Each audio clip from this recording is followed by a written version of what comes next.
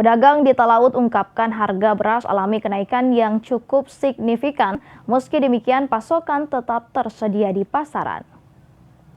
Kenaikan harga beras di sejumlah daerah nampaknya mulai dirasakan warga, bahkan pedagang tak terkecuali di wilayah perbatasan Kabupaten Talaut.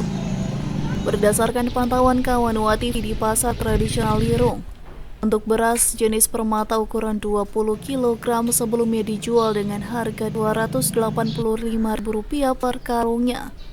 Namun kini per karungnya dijual dengan harga Rp295.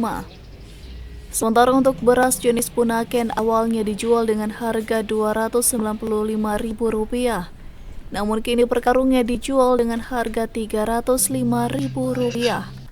Permata sekarang yang 20 kilo naik jadi 295, biasa 285. Baru kalau Punaken sekarang yang 20 kilo dari 295 jadi 305. Sementara untuk kebutuhan pokok lainnya seperti barito, Oji mengatakan harganya masih relatif stabil.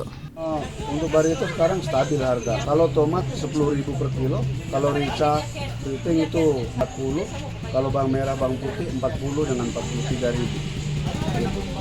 Meski ada kenaikan harga, namun ia berharap pasokan tetap tersedia di pasaran, sehingga tak terjadi kelangkaan baik beras dan kebutuhan pokok lainnya.